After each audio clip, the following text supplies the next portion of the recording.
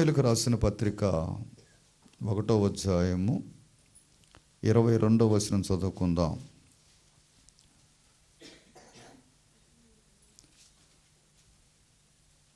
వారి అవివేక హృదయము అంధకారములైన తమ జ్ఞానములు చెప్పుకొనుచు బుద్ధిహీనులైరి. ప్రార్థన చేసుకుందాం. పరిశుద్ధుడైన ప్రభువా, మమ్మల్ని మిక్కిలిగా ప్రేమించిన మా కన్న తండ్రి, ఈ ఉదయకాల సమయంలో మీరు మాకు తోడుగుండి మమ్మల్ని నడిపించి బలపరచండి. అపాత్రుడైన నన్ను కూడా కడిగి శుద్ధీకరించండి. నీ పిల్లలు నేను విని వాక్య ప్రకారంగా బ్రతికే వారిగా మమ్మల్ని చేయమని యేసయ్య నామాన్ని బట్టి అడిగి వేడుకుంటున్నాను తండ్రి, ఆమేన్. ప్రియులారా, రోమీయులకు రాసిన పత్రిక 1వ అధ్యాయము 22వ వచనంలో వారు అవివేక హృదయములో అంధకారములాయను తాము జ్ఞానములు చెప్పుకొనుచు బుద్ధిహీనులాయిరి. మేము జ్ఞానులు అండి, ఈ లోకం అంతా కూడా మేము జ్ఞానంతో నింపబడ్డామని చెప్పి, మేము జ్ఞానులమని చెప్పి బుద్ధిహీనులుగా ఉన్నారు. చాలామందికి ప్రియులారా అర్థం కాని స్థితి ఏంటంటే వారు అవివేక హృదయం. వారు అవివేక హృదయాన్ని వాళ్ళ మనసులు చూస్తే, వాళ్ళ మాటలు చూస్తే జ్ఞానంలో అనుకుంటున్నారు, కానీ అవివేకం, ఏం తెలియదట్టుగా, మాకేమీ తెలియదండి అన్నట్టుగా ఉన్నారు. మేము జ్ఞానులమని చెప్పుకొనుచు బుద్ధిహీనులుగా ఉన్నారు. బుద్ధి లేదు. ప్రార్థనకు వచ్చే మనకి బుద్ధి లేకపోతే మనం ఎవరిని మార్చగలుగుతాం? మన దేవుడి దగ్గరికి ఎలాగ వెళ్ళగలుగుతాం? మనం దేవుడి దగ్గరికి వెళ్ళాలంటే జ్ఞానం కావాలి, బుద్ధి కూడా కావాలి. మనం బుద్ధి కావాలని కోరుకోవాలి, ప్రభువుని అడగాలి. ఆయన దగ్గర ఉన్నాయి అవన్నీ. అందుకని వీళ్ళంతా చూడండి వారు అవివేక హృదయాలుగా ఉన్నారు. వారు చూసుకుంటున్నారంట, వాళ్ళు ఎలాంటి వారిగా ఉన్నారంట? తాము జ్ఞానులమని చెప్పుకొనుచు బుద్ధిహీనులాయరి. చూడండి, ఇక్కడ మత్తయి సువార్త 7వ అధ్యాయము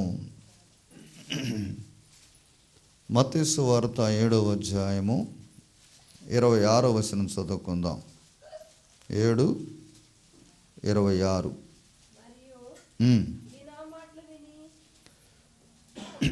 మరియు ఈ నా మాటలు విని వాటి చొప్పున చెయ్యని ప్రతివాడు ఇసుక మీద తన ఇల్లు కట్టుకునే బుద్ధిహీన్ని పోలి ఉండెను. ప్రియులారా, చూడండి, బుద్ధిహీనుడంట ఇసుక మీద కట్టుకుంటాడంట. ఇల్లు ఎక్కడ కట్టుకుంటాడు? తలుపులేసే. బుద్ధిహీనుడు ఇల్లు ఇసుక మీద కట్టుకుంటాడు. ఈ బుద్ధిహీనుడు ప్రియులారా చూడండి ఎక్కడ కడతాడంటే వాక్యం ఎందో ఇష్టానుసారంగా లోకంలో జీవించడానికి మంచి తెలివితేటలు, సాగు తెలివితేటలు అంటారు వాటిని. ఒకళ్ళకంటే ఒకళ్ళు మించిన తెలివితేటలు లేకపోలేదు. ప్రభు దగ్గరకు వచ్చేలకల్లా బుద్ధిహీనత. ప్రభు దగ్గర ఏమి నేర్చుకోవడానికి ఏమి ఉండదు. ఏమైనా ఉందా? ప్రభు దగ్గరకు వచ్చిన తర్వాత ఏమి కూడా నేర్చుకోరు. కానీ లోకానుసారంగా చూస్తే సాగు తెలివితేటలు, ఎందుకీ పనికిరాని తెలివితేటలు. ఎక్కడ కట్టుకుంటున్నాడంటే, మనం ఇల్లు కట్టుకునేటప్పుడు బాగా గుంటలు తవ్వుతాం, దాంట్లో పెద్ద పెద్ద రాడ్డు తీసుకొస్తాం. రాడ్డు అలాగనే కాంకరీ, సిమెంటు, ఇసుక అన్నీ కలిపి దాంట్లో పోతే స్టాండర్డ్గా దాని మీద స్టెప్ బై స్టెప్ వేసుకుంటూ పోతూ ఉంటాం. అది ఎంత స్టాండర్డ్గా ఉంటుంది? నేల మీద ఇటుకలతో కట్టండి, అది వాన కురిసిను, వరదలు వచ్చిను, వాటి మీద కొట్టిను, అది దాని పాటు కూలిపోయాను. అది కూలిపోద్ది. నువ్వు ఎక్కడ కడుతున్నావంటే లోకానుసారమైన ఇల్లు కట్టుకుంటున్నావు. హృదయం అనే ఇల్లు ప్రియులారా చూడండి, మనం ప్రభు దగ్గరకు వచ్చిన తర్వాత నేను చనిపోతే పరలోక రాజ్యానికి వెళ్ళాలి కాబట్టి ఎక్కడ నేర్చుకోవాలి? నేను నరకంలోకి కాదు కదా నేను వెళ్ళేది. పరలోక రాజ్యం వెళ్ళాలంటే నేను ఇక్కడ ఇల్లు కట్టుకోవాలి, మంచి ఇల్లు, పునాది వేసుకోవాలి. వేసుకున్నావా పునాది? ప్రార్థనకు వస్తున్నావు, వాక్య ప్రకారంగా బ్రతకాలి. నా బుద్ధిని మార్చుకోవాలి, నా స్వభావాన్ని మార్చుకోవాలని ఎప్పుడైతే నువ్వు తీర్మానం చేసుకొని ప్రభువుతో సహవాసం చేస్తావో నీకు జ్ఞానయుక్తమైన మాటలు వస్తాయి, జ్ఞానం కలిగి మాట్లాడతావు, మంచి బుద్ధి కలిగి మాట్లాడుతూ ఉంటావు. మరి ఏది ఏవండి, లోకానుసారంగా చూస్తే జ్ఞానం ఎంతో ఉన్నది. ఎందుకు ఆ జ్ఞానం? అది దయ్యాల జ్ఞానం అని చెప్పాడు దేవుడు. లోకానుసారమైన జ్ఞానము సంపాదించుకోవటానికి సావు తెలివితేటలు, ఒకటి మించిన ఒకటి తెలివితేటలు అవి ఉన్నాయంటే అది ఏ జ్ఞానం? దయ్యాల జ్ఞానం. పైనుండి వచ్చే జ్ఞానం కావాలి మనకి. అది మృదువైనది, అది సమాధానకరమైనది. ఆ జ్ఞానం ఉన్నదా మనలో? ఏ జ్ఞానం ఉందో మనలో? ఏమండి, చెడిపోయే జ్ఞానం అండి, అందరిలో చెడిపోయే జ్ఞానం. నేను బ్రతకాలి, నా పిల్లలు బ్రతకాలి, నా భర్త బ్రతకాలి, దేవుని సన్నిధిలో నేను నమ్మకంగా జీవించాలని మనం ఎప్పుడైతే ప్రియులొచ్చుండి అంటామో, మరియు ఈ నా మాటలు విని వాటి చొప్పున చెయ్యని ప్రతివాడు ఇసుక మీద ఇల్లు కట్టుకొని బుద్ధిహీనుడు పోలి ఉండిను. ప్రియులొచ్చుండి బుద్ధిహీనుడు పోలి ఉండిను. ఇసుక మీద కట్టుకుంటాడా ఎక్కడన్నా? ఏమంటే ఇల్లు కట్టుకునేటప్పుడు గట్టిగా పునాది వేసుకుంటాడు. ప్రియులరా, మనం ఈ లోక సంబంధంగా జీవించినట్టయితే మనం మంచి ఇల్లు కట్టుకోవట్లేదు. ప్రార్థనకు వచ్చి నీతిని, యథార్థతని, పరిశుద్ధత నేర్చుకుంటే నువ్వు జ్ఞానివి. దేవుడిని మెచ్చుకుంటాడు, దేవుని నీకు ఏదైనా జ్ఞానం ఇస్తాడు. అసలు ప్రార్థనకే రాకపోతే, ప్రార్థన చేసుకోకపోతే నువ్వు ఇసుక మీద కట్టుకుంటున్నావు. ఎప్పుడు కూలిపోద్దో తెలియదు నీ ఇల్లు, ఎప్పుడు ఈ లోకం నుంచి వెళ్ళిపోతామో కూడా తెలియదు. ఎవరు నిన్ను ఆదరించేవాళ్ళు ఉండరు, ఎవరు నిన్ను పిలిచేవాళ్ళు ఉండరు, తలిసేవాళ్ళు ఉండరు. ప్రభు కోసం బ్రతికితే ఈ వ్యక్తి మంచి వ్యక్తి అని చెప్పి చాలామంది చెప్పుకుంటారండి. ఉన్నావా? కొరింథీయులకు రాసిన పత్రిక, మొదటి కొరింథీయులకు రాసిన పత్రిక 15వ అధ్యాయము 19వ వచనం చదువుకుందాం. ఈ జీవితకాలం మట్టుకై మనం క్రీస్తునందు నిరీక్షించిన వారి ఎడల మనుషులందరికంటే దౌర్భాగ్యులమై ఉందము. ప్రియులొచ్చండి, ఏమండి, ఈ జీవితకాలం మట్టుకై అంటే ఈ జీవితం అనుకుంటున్నారు మనుషులు. మనకు ఒక జీవితం ఉన్నది పరలోక రాజ్యంలో. ఏమండి, మనకు ఒక రాజ్యం ఉన్నది, అక్కడ జీవిస్తాం మనం. ఎక్కడ కాదు, ఇక్కడ కొంతకాలం అంటున్నాడు. ఈ జీవితం కాలం మటుకై మనము క్రీస్తునందు నిరీక్షణ, అంటే ప్రార్థనకు రాకుండా నిరీక్షణ. ఏమండి, నిర్లక్ష్యం. ఎన్ని రకాలుగా నిర్లక్ష్యం చేస్తాం అంటే, ప్రార్థనకు రాకుండా, వచ్చినా కూడా వినకుండా, బుద్ధి మారకుండా, ఏమండి తెలివి లేకుండా, ఏమండి సాక్ష్యం చెప్పమంటే మాకు రాదండి. ఏమండి ఈ జీవితం మటుకే, ఈ జీవిత కాలం మటుకే చూసుకుంటున్నారు కానీ మనకు ఒక నిరీక్షణ ఉంది, మనకు ఒక పరలోక రాజ్యం ఉన్నదని తెలుసుకోవట్లేదు. అందుకని అంటున్నాడు కదా, అందరికంటే దౌర్భాగ్యులము. ఏమంటే దౌర్భాగ్యం అయిపోతామంట. మనుషులందరికంటే, ప్రార్థనకు వచ్చి సుఖం లేకపోతే మనుషులందరికంటే మీరు దౌర్భాగ్యులరా. ఏమంటే మనం దౌర్భాగ్యులం అంట. దేవుని దృష్టిలో ఎందుకు పనికిరాని వాళ్ళమంట. ఏమండి ఏ జీవితం కావాలనుకుంటున్నారు? రేపు పిల్లకు పెళ్లి చేయాలండి, డబ్బులు సంపాదించుకోవాలండి, వాడిని మోసం చేయాలండి, ఇక్కడ అబద్ధాలు ఆడండి, అక్కడ అప్పు తీసుకురావాలండి. ఈ జీవితంలో ఎంతో తెలివితేటలు నేర్చుకున్నావు కానీ ప్రభు దగ్గరికి వెళ్ళటానికి నేను ఎంతగానో మారిపోవాలి, నా జీవితాన్ని మార్చుకోవాలి, ప్రభు కావాలి. ఏమండి ఇక్కడ సంపాదన సంపాదన సంపాదన సంపాదన అని చెప్పి ఏమండి ఇందులో పడి కొట్టుకొని వస్తున్నారు. కానీ పరలోక రాజ్యంలో నేను సంపాదించుకోవాలి, పరలోక రాజ్యంలో నేను నిలవాలి. ప్రియులరా, దేవుని సన్నిధిలో ప్రియులరా, కొంతమంది పిల్లల ప్రియులడు చూడండి, వృద్ధాప్యానికి వచ్చిన ఆ తల్లిదండ్రులు పాడేశారండి పక్కన మాగళ్ళులో. ఏమండి ఇది రెండోసారి మేము భోజనాలు పెట్టడం అక్కడ. మొన్న వెళ్ళిపోయి ప్రియులడు చూడండి, పిల్లలు కొంతమంది ఇచ్చారు. ఏమంటే కొంతమంది పిల్లలు ఇచ్చారు, ఆ డబ్బులు తీసుకుపోయి నాయకాసిని వేసుకొని పోయి అక్కడ మేము వృద్ధాప్యంలో ఉన్న వారికి భోజనాలు పెట్టి వచ్చినాం మొన్న 10వ తారీఖు నాడు. ఏమండి అక్కడ సంపాదించుకుంటున్నాం. ఏం దాచిపెట్టుకో చేత కాదా మాకు? దాచిపెట్టుకోలేకుండా పిల్లలు ఇచ్చారా? ఎందుకు? ఆ పరలోక రాజ్యంలో ఆ నిత్యత్వంలో ఉండటానికి మనుషులు ప్రియులడుచండి ఈ దౌర్భాగ్య స్థితిని వదిలిపెట్టాలి, ఈ జీవితకాలం వదిలిపెట్టాలి. మనం బ్రతికే బ్రతుకు ఈ జీవితకాలం ఎప్పుడు ముగించబడుద్దో మనకు తెలియదు కాబట్టి చనిపోతే పరలోక రాజ్యం ఉందా నాకని చెప్పగలుగుతావు. మార్పు లేకుండా, జీవితాలు మారకుండా, బుద్ధిని మార్చుకోకుండా ఎంతకాలం దౌర్భాగ్య స్థితిలో ఉంటావు? ఇంకా దౌర్భాగ్యుడివేనా? ఇంకా పాపంలోనే బ్రతుకుతావా? ఇంకా మోసాలే చేస్తావా? ఇంకా అప్పులు చేసుకొని కుటుంబాన్ని పాడు చేసుకుంటావా? తగలబెట్టుకుంటున్నారు కుటుంబాలు. ఎంతమంది తాగి భార్య భర్తలకు సమాధానం లేకుండా ఇంట్లో చూస్తే అప్పులు గోల, అప్పులు పెడతా, ఎవడు చూసినా కూడా తాగి ఇష్టానుసారంగా జీవించేవాడు ఎంత దౌర్భాగ్యుడు. ప్రార్థనకు రామంటే రాడండి, ప్రార్థన చేసుకోమంటే చేసుకోరండి. దేవుడిని దీవిస్తాడు, దేవుడు నీకు ఆరోగ్యం ఇస్తాడు, దేవుడు పరలోక రాజ్యం ఇస్తాడని చెప్తే ఒక్కడ కూడా మాట్లాడతాడా? ఒక్కడ కూడా వింటాడా? ఒక్కడన్నా ఎర్రోళ్ళని చేస్తారు. ప్రార్థనకి వెళ్ళేవాళ్ళు ఎర్రోళ్ళుగా చూస్తూ ఉంటారు. అవును ప్రియులరా, నువ్వు దౌర్భాగ్యంగా జీవించినట్టయితే నీవు ఎర్రివాడివి. మారకుండా జీవించే నీవు ఎర్రివాడివి, ఎర్రిదాని అని చెబుతాం. ఈ జీవితకాలం మట్టుకే మనుషులు ఏమండి చూసుకుంటున్నారు. ఈ జీవితంలో ఉంటే చాలు.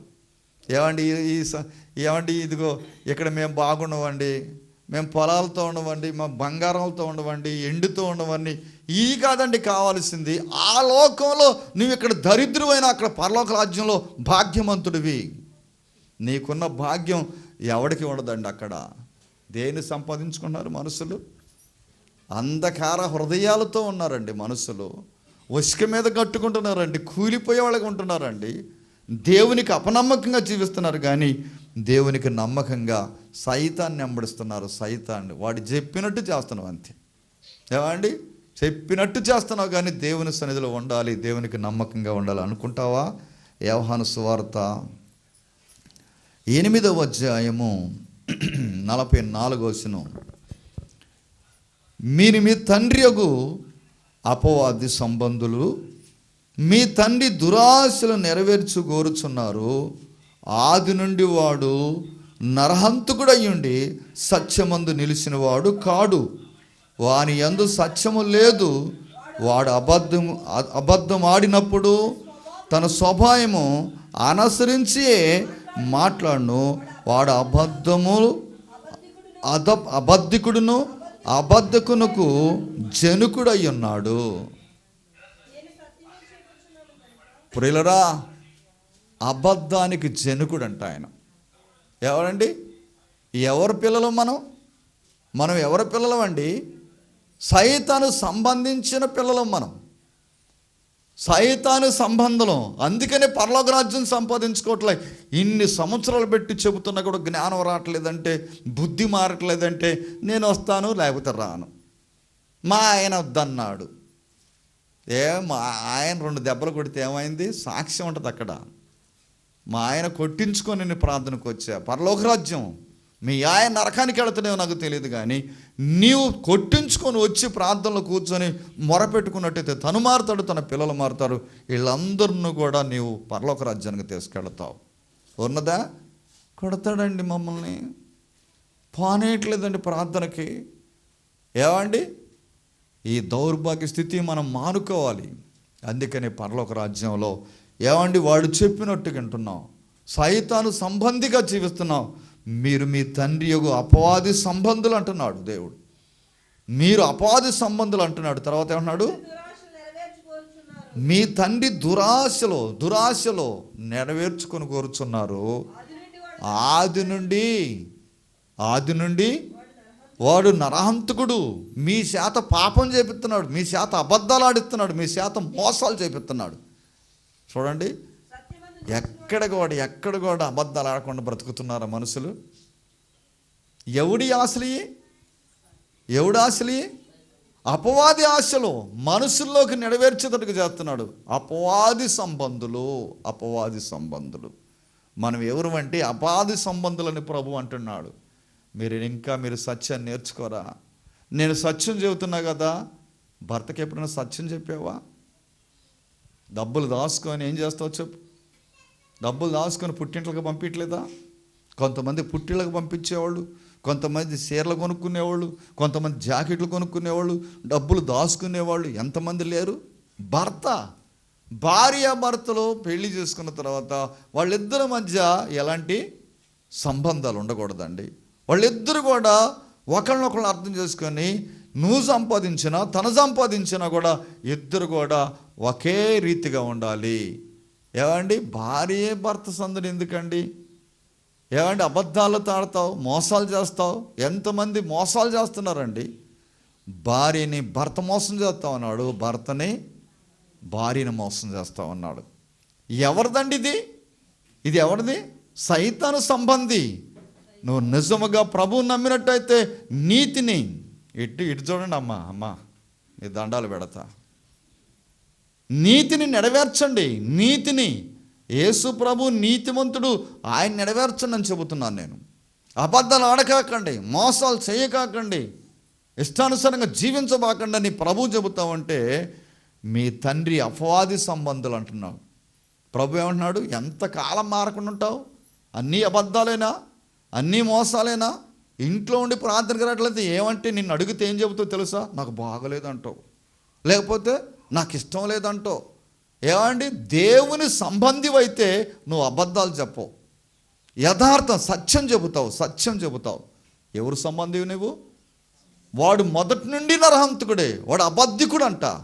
వాడు అబద్ధాల్లో నిన్ను ముంచుతున్నాడు. ఏమండి, వాడు ఎన్నడూ కూడా ప్రియులర్చుండి నీకు న్యాయం చేసేవాడు కాదు. వాడి మాటలు వింటున్నాం అండి మనం. వాడికి అపనమ్మకంగా నమ్మకంగా జీవిస్తున్నాం కానీ వాడికి దేవునికి నమ్మకంగా జీవించలేకపోతున్నాం. ప్రియులరా, దేవుని యందు ఏమండి మనం ఏం నేర్చుకోవాలంటే సత్యాన్ని నేర్చుకోవాలంట. సత్యం ఉందా మన దగ్గర? ఏమండి, సత్యం చెబుతావా? అబద్ధాలు చెప్పకుండా సత్యం చెబుతా. మీ దగ్గర డబ్బులు ఎంతమంది దగ్గర దాచుకున్నారు, ఎంతమంది ఉందంటే అందరూ మాకు లేవనే చెబుతారు. ఉండి అని చెబుతారా? ఎవరు మాటలి? సాతాను. యథార్థత చెప్పితే న్యాయం చెబితే వాడు ఏమంటాడు? అరే నీ తోడు ఉంటున్నాను కదరా, నీకు తోడుగా ఉంటున్నాను కదా, అబద్ధాలు చెప్పరా, లేవని చెప్పరా? ఎంతమంది నాడు మోసం చేస్తూ ఉన్నారు ప్రియులరా. ఈ మోసంతో ఎంతకాలం జీవిస్తావు? వాళ్ళ హృదయాలంట అంధకారం అయిపోయినాయంట. రోమీలకు రాసిన పత్రిక 1వ అధ్యాయంలోనే ఒక మాట ఉంది, 28వ వచనం, 1:28. మరియు వారు తమ మనసులో దేవునికి చోటు నొల్లకపోయిరు గనక చెయ్యరాని కార్యము చేయుటకు దేవుడు భ్రష్ట మనసుకు వారిని అప్పగించెను. ఏమంటే దేవుడు ఎవరికి అప్పచెప్పాడంట? భ్రష్ట మనసుకి. నీకు సాయితానికే వదిలిపెట్టాడు. నేను ఎంతకాలం అబద్ధం ఆడుతావో, ఎంతకాలం సత్యాన్ని నువ్వు నేర్చుకోకుండా అబద్ధాలు, మోసాలు, పాపము, అక్రము, ఈ దుండగాలన్నీ కూడా వాడి ద్వారాగానే నేర్చుకుంటున్నావు. నువ్వు ఎవడి ద్వారాగా? సైతాన్ ద్వారాగా నేర్చుకుంటున్నావు. యేసు ప్రభు దగ్గరికి వస్తే సత్యం చెబుతావు. యేసు ప్రభువుని నమ్మితే ఎన్నడూ అబద్ధాలు ఆడు, ఎన్నడూ మోసం చేయవు, ఎన్నడూ బూతులు మాట్లాడవు, ఎన్నడూ సినిమాలు చూడటానికి కూడా ఇష్టపడవు. ఎందుకని? ఆయన సత్యవంతుడు. ఈ లోకానికి సత్యాన్ని చెప్పడానికి వచ్చాడు. ఆ సత్యాన్ని నేర్చుకునేవాళ్ళు లేరండి. ఎవరి మాట నమ్ముతారు చెప్పండి? ఏమండి, ఎవరి మాట నమ్ముతారు? దేవుని మాట, సైతాన్ మాట? సైతాన్ మాట. ఆదిలో అవ్వ ఏమండి ఈ పండు తినగాకని చెప్పి దేవుడు చెబితే వాళ్ళిద్దరికీ, ఆదాముకి అవ్వ చెబితే ఎంతో కాలం దాని చుట్టూ తిరిగారు చూశారు కానీ ఆ పండు కోసుకొని తినలే. సైతాన్ వచ్చి చెప్పింది ఏమని? అమ్మా అర్థమవుతుందా? సైతాన్ ఏం చెప్పింది? ఈ పండు తింటే మీరు దేవదూతలు అవుతారని చెప్పడంతో వెంటనే రమ్యంగా అందంగా కనపడ్డాడు. సైతాను చెప్పితే వెంటనే కోసుకొని తినదండి. దేవుడు వద్దంటేనేమో ఏమండి కొంతకాలం ఆపారు కానీ సైతాను చెప్పడం వెంటనే చెడిపోయారు. ప్రియులరా, సైతాను చెప్పిన మాట ఎంత గట్టిగా ఉంటుందో ఏమండి దాన్ని నమ్ముతావు. దాన్ని నమ్ముతావు. నీ భర్త ఎవరో అమ్మాయితో మాట్లాడుతుండో అక్కడ అని చెప్పారనుకో, ఎవరన్నా గెట్టినోళ్ళు, ఏమంటావు నువ్వు? వెంటనే నమ్ముతావు కదా. మా ఆయన అలాంటి వాడు కాదు, నువ్వు ఎన్ని పిల్లి గంతులు వేసినా, ఎన్ని అబద్ధాలు చెప్పినా నేను నమ్మను అంటవా?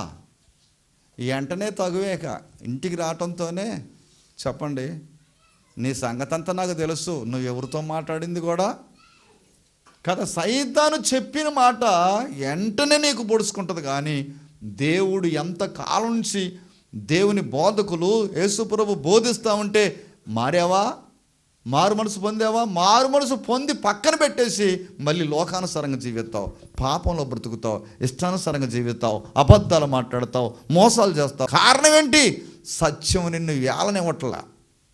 అబద్ధాన్ని ఏలేతడుగు చేసుకుంటున్నావు, కానీ సత్యం నీ మీదకి రానియకుండా సైతాను చేస్తా ఉన్నాడు.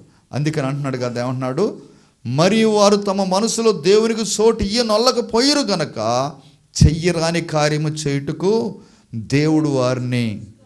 దేవుడు భ్రష్ట మనసుకు అప్పగించును. భ్రష్ట మనసు ఎవరి దగ్గర చూసినా కూడా దేవుని ఆత్మతో ఉంటారండి? మారు మనసు పొందినడు దేవుని ఆత్మతో ఉన్నారా? పరిశుద్ధ ఆత్మ కలిగి ఉన్నారా? భ్రష్ట మనసు. ఏ మనసు ఇది?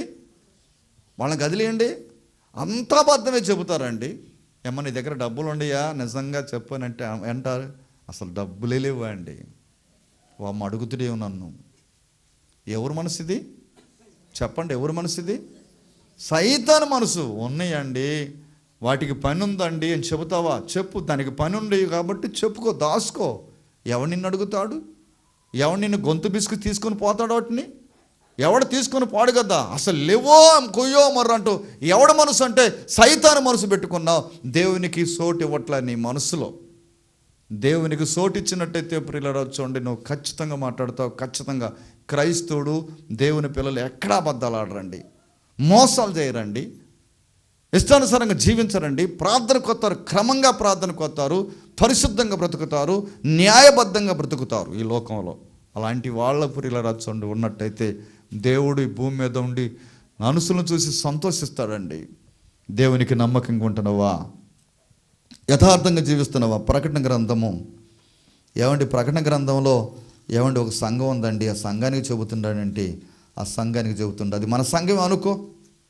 ప్రకటన గ్రంథంలో ఒక సంఘానికి చెబుతున్నాడు. 3వ అధ్యాయం మొదటి నుండి, సార్దీసులో ఉన్న సంఘము దూతకి యుగలాయ రాయము 7 నక్షత్రములను దేవుడు ఏ ఆత్మను కలిగిన వాడు చెప్పు సంగతులు ఏమనగా, నీ క్రియలు నేను ఎరుగుదును, ఏలయనగా జీవించుచున్న పేరు మాత్రము ఉందగానే నీవు మృతునివే, చచ్చిపోయి ఉన్నావు. మనం సంగపు దూతకి ఇలాగ రాయము, 7 నక్షత్రములు దేవుడు ఏ ఆత్మలో గలవాడు చెప్పు సంగతులు ఏమనగా, నీ క్రియలు నేను ఎరుగుదును, ఏలయనగా జీవించుచున్న పేరు మాత్రం ఉన్నది కానీ నువ్వు చచ్చిపోయావు.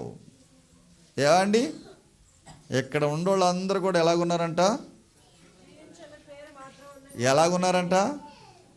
మృతులు, చచ్చిపోయి ఉన్నామంట. మనం దేని విషయంలో చచ్చిపోయి ఉన్నాం?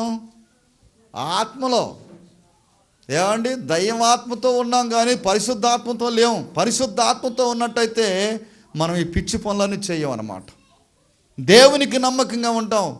నువ్వు బ్రతికున్నవని పేరు మాత్రం ఉన్నది కానీ నీవు మృతుడివే అంటున్నాడు దేవుడు. నువ్వు బ్రతికున్నావు మంచిదే కానీ నీవు మృతుడివేనని ప్రభు చెబుతా ఉన్నాడు. ప్రియులారా, మనం చచ్చిపోయి ఉంటాం ఎంతకాలం ఉందామండి చెప్పండి? చాలామంది చచ్చిపోయి ఉన్నారు కానీ బ్రతికిన వాళ్ళు కనపట్ల. బ్రతికిన వాళ్ళు ఏం చేస్తారంటే సాక్ష్యాలు చెబుతారండి. బ్రతికిన వాళ్ళు ఏం చెబుతారంటే యథార్థంగా ఉంటారండి. బ్రతికున్నోళ్ళు, దేవునితో ఉన్నవాళ్ళు ఏం చేస్తారంటే దేవునికి నమ్మకంగా బ్రతుకుతారండి. ప్రభువే మా జీవితం, ప్రభువే మాకు అంకితం అని చెబుతూ ఉంటారు. ప్రియులారా, ఎంతమంది నాడు దేవుని కోసం బ్రతికేవాళ్ళు మృతుడుగా ఉన్నావా? ఈ సంఘంలో ఎంతమంది చచ్చిపోయి ఉన్నాం. ఎవరన్నా మిమ్మల్ని అడిగారు అనుకోండి, పొలంలోకి వెళ్ళిన తర్వాత చెబుతావా? ఏ వాక్యం చెప్పారని చెబుతావా? ఇలాగ పరిశుద్ధంగా ఉండాలి, ఇలా అందరితో కలవకూడదు, ఎక్కువగా మాట్లాడకూడదు. ఎక్కువగా మాట్లాడేవాళ్ళు దెయ్యం ఎక్కువ ఉంటుంది. ఎవరైతే వాళ్ళు దయ్యాలు చెలరేగుతూ ఉంటాయి. చాలామందిలో దయ్యాలు ఎందుకు ఉంటున్నాయంటే ఎక్కువగా కానిదాన్ని కల్పించుకుంటుంటారు. కానిదాన్ని కల్పించుకొని ఎక్కువగా మాట్లాడి, ఎక్కువగా డబ్బా మాట్లాడినట్టు మాట్లాడే వాళ్ళలో దయ్యాలు ఎక్కువగా ఉంటాయి. అవును ప్రియులారా, మనం ఎందుకు మాట్లాడాలి? దేవుని బిడ్డలు మాట్లాడేదే మాట్లాడాలి. మాట్లాడకూడదాన్ని మాట్లాడకుండా ఉంటే, మౌనంగా ఉంటే దేవుని ఆత్మ నీలో ఉంటుంది. దేవుని ఆత్మను పోగొట్టుకొని ఇష్టానుసారంగా వాళ్ళ మాటలు వీళ్ళ మాటలు మనం చెప్పుకున్నట్టయితే ఏ హృదయం కలిగినాం? చెప్పండి, అంధకారమైన హృదయాన్ని, అంధకారమైన జీవితాన్ని జీవిస్తూ ఉన్నాం మనం.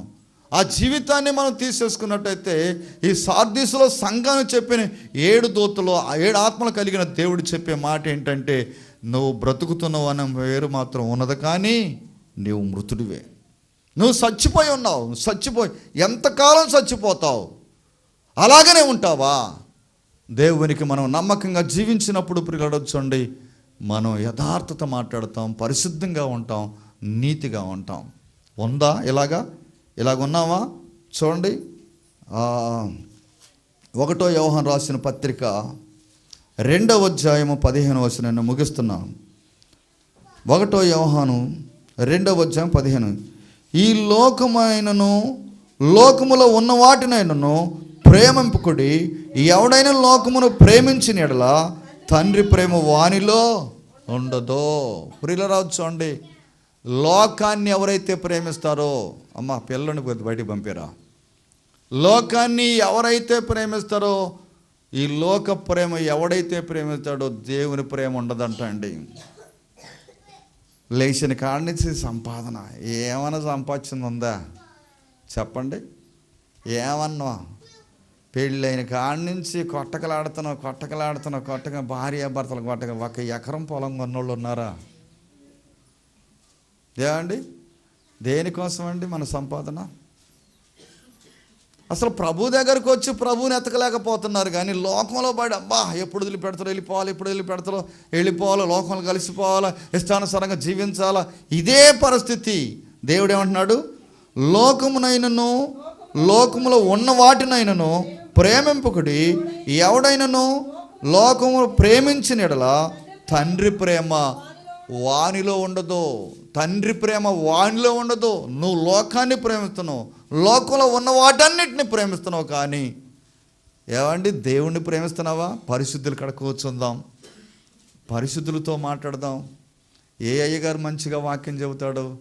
ఏమండి ఎవరితో మనం ఉంటే పరిశుద్ధంగా ఉంటామండి? అయ్యి కోరుకుంటారా? అయ్యి కోరుకోరు.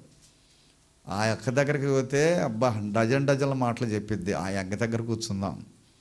ఏమండి ఆ పిన్ని దగ్గర కూర్చుందాం. ఏ మోసం మాటలు చెప్పిద్ది ఆ పిన్ని? ఆ అక్క ఏం చెప్పిద్ది? అంతా లోకమేగా చెప్పేది. లోకం మాటలు వినొద్దు అంటున్నాడు ఆయన. లోకంలో ఉన్న వాటిని ఆయనను ప్రేమించొద్దు అంటున్నాడు. ఏమండి లోకంలో ఉన్న వాటిని ఎంతకాలం ప్రేమిస్తావు? దేవుణ్ణి ప్రేమించమంటే దేవుని ప్రేమించేవాళ్ళు కనపట్ల. ప్రార్థనకు రండి అంటే ఎగ్గొడుతున్నారు, కానీ ప్రార్థనకి రాటల్లా. ఎందుకని? నరకం అంత చేదుగుంటుందో తెలుసా? నరకంలోకి వెళ్ళిపోకుండా నిన్ను చూడాలని కాసుకుంటున్నాడని. మనం బంధులో ప్రాణం ఉన్నంత మట్టికి ఆయన కాపాడుతాడు. చచ్చిపోయిన తర్వాత మనకు దేవుడు కాదు ఆయన. మనకు దేవుడు కాదప్పుడు. మృతులకు నేను దేవుడు కాదంటున్నాడు ఆయన. బ్రతికున్న వాళ్ళకి, సజీవులకు నేను దేవుడిని, కానీ మృతులకు నేను దేవుడు కాదంటున్నాడు. చచ్చిపోయిన తర్వాత నిన్ను పట్టించుకోడు ఆయన. బ్రతికున్నప్పుడు పట్టించుకుంటాడు. బ్రతికున్నప్పుడు బాధల నుంచి విడిపిస్తాడు, కష్టాల నుంచి విడిపిస్తాడు, రోగాల నుంచి విడిపిస్తాడు, లేవిళ్ళలో ఉంటే కలివిడిస్తాడు, నిన్ను ఆశీర్వదిస్తానని చెబుతున్నాడు. మరి నువ్వు ప్రభుకి తిరగాలిగా. ప్రభుతోటి తిరిగినప్పుడు ప్రభు నేను ప్రేమిస్తాడు. ప్రభుకు నమ్మకంగా జీవించాలి. ఈ లోకంలో ఉన్న వాటిని ఆయన నువ్వు ప్రేమించొద్దు అంటున్నాడు. దేవుని ప్రేమ వాడిలో ఉండదు. ఏమండి దేవుని ప్రేమ నీలో లేకుండా చేసుకుంటున్నామో జాగ్రత్త. ముగించుకుందాం. మత్తయి సువార్త ఒక్కడు చూసుకొని ముగించుకుందాం. 25వ అధ్యాయము, మత్తయి సువార్త 25వ అధ్యాయము 41వ వచనం చదువుకుందాం. అప్పుడు ఆయన ఎడమవైపు ఉన్న వారిని చూచి, ఎడమవైపున ఎవరు ఉంటారు? కుడి పక్కనేమో గొర్రెల మందలో, ఎడమ పక్కనేమో మేకల మందలో. మేకల గర్వానికి సాదృశ్యం చెప్పాడు, గొర్రెలు దీనులుగా చెప్పాడు. ఈ మనుషుల్లో గర్వంతో ఉన్నవాళ్ళు, లోకాన్ని ప్రేమించేవాళ్ళు, ఇష్టానుసారంగా బ్రతికేవాళ్ళు, భ్రష్టమనతో జీవించేవాళ్ళు, వీళ్ళని ఏమంటున్నాడంటే, అప్పుడు ఆయన ఈ ఎడమవైపున ఉన్న వారిని చూచి, చెప్పించబడిన వారులారా, నన్ను విడిచి అపవాదికిని వాని దూతలకును సిద్ధపరిచిన నిత్తగ్నిలోకి పోండి. ఎక్కడ పొమ్మంటున్నాడు ఆయన? ఎడవం చేత. అప్పుడు ఆయన మళ్ళీ రామ్మ, అప్పుడు ఆయన ఎడమవైపున ఉన్న వారిని చూచి కుడి పక్కనేమో ఆయన దీవించిన వాళ్ళు ఉన్నారు, ఆయన పక్కన ఎడమ పక్కన ఉన్నారు. మీరందరూ ఎడమ పక్కన ఉన్నారో కుడి పక్కన ఉన్నారో చూసుకోవాలి. ఇప్పుడు మీరు కుడి పక్కన ఉంటేనేమో దీవించబడతాడు ఆయన, మీరు ఎడమ పక్కన ఉంటేనేమో చెప్పించబడతారు అంటున్నాడు. అప్పుడు ఆయన ఎడమ పక్కన వారిని చూచి, చెప్పించబడిన వారులారా నన్ను విడిచి, ఎవరు విడిచారంట? నన్ను విడిచి ప్రార్థనకు రాకుండా ఇష్టానుసారంగా జీవించి ఇష్టానుసారంగా బ్రతికి దేవుని సేవకుడి మీద కూడా తగువాడే వాళ్ళు ఉంటారు. ఎందుకు ప్రార్థనకు రాలేదు? నా ఇష్టం. ఎవరి మీద తగువాడుతావు? దేవుడి మీద తగువాడుతావు, సేవకుడి మీద కూడా తగువాడుతావు. అసలు నీకు అద్దు పొద్దు లేదు, నీ హృదయంలో దేవుడు లేడు, అపవాది ఉన్నాడు కాబట్టి ఇష్టం వచ్చినట్టుగా మాట్లాడతావు. లోకంలో వదిలిపెడితే నీకన్నా గొప్పోళ్ళు ఎవరు లేరు తగులాటంలో కదా. ఎక్కడన్నా చూడండి, నేను చెబుతున్నాను కాదు, ఎక్కడన్నా చూడండి, లోకస్తులు ప్రార్థనకి వెళ్ళే వాళ్ళకి తగువైంది అనుకోండి, ఎవరు గెలుస్తారు? ఎవరు గెలుస్తారు? మీరు నిజం చెప్పట్లా, మీరు సైతాన్ని మీలో ఉన్నారు కాబట్టి మీరు నిజం చెప్పట్లా. లోకస్తులు ఉన్నారు, ప్రార్థనకు రాని వాళ్ళు ఉన్నారు, ప్రార్థనకు వచ్చి మారు మనసు పొందిన వాళ్ళు, వాళ్ళిద్దరికి తగువులేని అనుకో, ఎవరు గెలుస్తారు? ఎక్కువగా వాళ్ళే. మారు మనసు పొందిన వాళ్ళు ఎక్కువ గెలుస్తారు. ఎందుకు? మాటలు వాళ్ళకి ఎక్కువగా వచ్చు. ఏమంటే కత్తి తిప్పాలో తెలుసు, ఎలాగ యుద్ధం చేయాలో తెలుసు, ఎలాగా వాళ్ళని ఓడించాలో తెలుసు. అందుకనే ప్రియులను చూడండి, ఎడమవైపును చూసిన వారిని శపింపబడిన వారులారా నన్ను విడిచి అపవాదికిని వారిని దూతలకుని సిద్ధపరచబడిన నిత్యగ్నిలోకి పోండి. ఏమండి ఎక్కడికి పంపిస్తారంట? అగ్నిలోకి పోండి. నన్ను విడిచిపెట్టారుగా, నా దగ్గరికి రాలేదుగా, ప్రార్థన చేయలేదుగా, ఎవరు మాటిని రాలేదు నువ్వు ప్రార్థనకి? అపవాది మాటిని అపవాది చెప్పిందిగా. ఏమైంది? పోకపోతే అని కొంతమంది హృదయాలు కఠినమైపోయినాయి, బండైపోయినాయి. ఎవరున్నారు అందులో? మెత్తన హృదయం ఉన్నట్టయితే నువ్వు ఈ రోజైనా ప్రార్థనకి వెళ్ళాలి, లేకపోతే తెల్లారైనా పోవాలి అనిపిస్తుంది. అసలు నీకు ప్రార్థనకు రావటం ఇష్టం లేకపోతే కారణం ఏంటి? ఎవరున్నారు? బండ ఉంది నీలో, దయ్యాలు ఉన్నాయి. ఆడే దయ్యం నీకు రాకుండా చేసి నిన్ను నరకగ్నిలోకి పంపించడానికి వాడు సిద్ధపరుచుకున్నాడు. మరి నీకు తెలుస్తుందా? ఎవడో నన్ను మోసం చేస్తున్నాడు, ప్రార్థనకి వెళ్ళకపోతే నన్ను మోసం చేస్తున్నాడు, వాడి మాట వినకూడదు, దయ్యం మాట వినకూడదు, సైతాను మాట వినకూడదని ఎప్పుడైనా తెలుసుకుంటున్నావా? తెలుసుకోరండి వీళ్ళు. ఎంతన్నా చెప్పు. ఎందుకని? వాళ్ళ మనసు మారదు, వాళ్ళ హృదయాలు ఎలాంటివి అంట? ఏమండి? అవివేకమైన హృదయాలు. అదేగా మనం చదువుకుంది. ఏమండి? ఏం చదువుకున్నాం? వారి అవివేకమైన హృదయము అంధకారములాయను, మేము జ్ఞానమును చెప్పుకొనుచు బుద్ధిహీనులాయను. ఏమండి? మొదటి మాట మనం చదువుకుంది అదే, అంధకార హృదయం మంది. ఏమండి? మేము జ్ఞానంలోని చెప్పుకుంటారంట. బయటికి వెళితే మా ఆయన తెలివి కలిగిన. అసలు వీళ్ళు మాట్లాడతారు, ఎట్లా మాట్లాడతారు తెలుసా? బయటికి వెళితే అమ్మబ్బబ్బబ్బబ్బ ఎవరు చాలరండి. మరి ఇక్కడ సాక్ష్యం చెప్పమన్నా చెప్పరు, ప్రార్థన చేయమన్నా చేయరు, బైబిల్ చదవమన్నా చదవరు, పాట పాడమన్నా పాడరు. ఎందుకు చెప్పండి? అది దేవుడు లేడు. బయటికి వెళితే వాడొస్తాడు. ఎవడాడు? సైతాను వస్తాడు. నీకు ఎంత జ్ఞానం నేర్పుతాడో నేర్చుకో. లోకంలో ఉన్నదంతా నేర్చుకొని చెబుతాడు. లోకంలో ఉన్న వాళ్ళకంటే నువ్వే గొప్పవాడివండి. ఎందుకు గొప్పవాడి? సైతానికి గొప్పవాడి, సైతాను అనుసుడివి. అబద్ధాలాటంలో నైపుణ్యత కలిగినావు, పాపం చేయటంలో నైపుణ్యత, సినిమాలు చూడటం నైపుణ్యత, అన్ని విషయాల్లో నైపుణ్యత కలిగి ఉన్నావు. నీ భర్తను మోసం చేయటానికి నైపుణ్యతను కలిగి ఉన్నావు. ఎంతమంది ఈనాడు ప్రియులరా లోకం అనే నైపుణ్యతను కలుగుంటున్నావు, కానీ దేవుని నైపుణ్యతను కలిగి ఉంటున్నావా? దేవుని కోసం బ్రతకాలి. నేను ప్రార్థనకి వెళుతున్నా, మారు మనసు పొందా, బాప్తిస్మ, అబద్ధాలు ఆడకూడదు, ఇక మోసం చేయకూడదు, ప్రార్థన మానేయకూడదు, నేను నరకానికి వెళ్ళిపోతా. ఇది నీ సబ్జెక్ట్.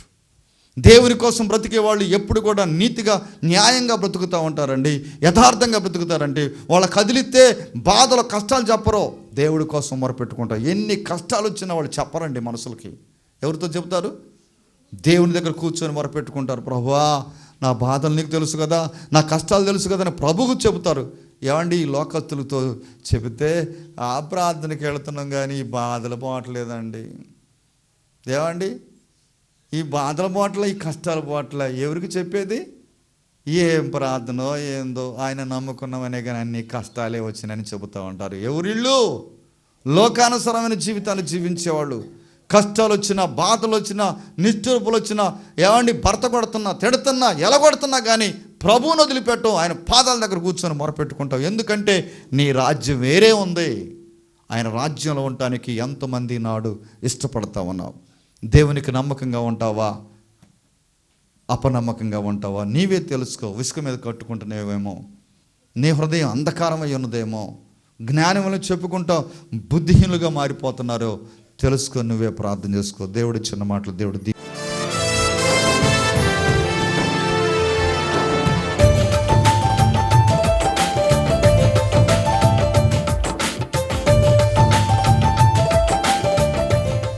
దీవించును గాక. ప్రార్థన చేద్దాం. పరిశుద్ధుడైన ప్రభువా, మమ్మల్ని మిక్కిలిగా ప్రేమించిన మా కన్న తండ్రి, ఎన్న వాక్యం క్రియల్లో చూపించేలాగా చేయండి. వాడు ఎప్పుడు చూసినా కూడా నరహంతకుడై ఉండి అబద్ధానికి జనుకుడై ఉన్నాడు. అబద్ధాలే మాకు నేర్పుతున్నాడు, నరహత్యలే నేర్పుతున్నాడు, పాపాన్ని నేర్పుతున్నాడు. కానీ యథార్థంగా ఉండటానికి, మా శరీరాన్ని బాగు చేసుకోవటానికి మీరు కృప చూపండి, సహాయం చేయండి.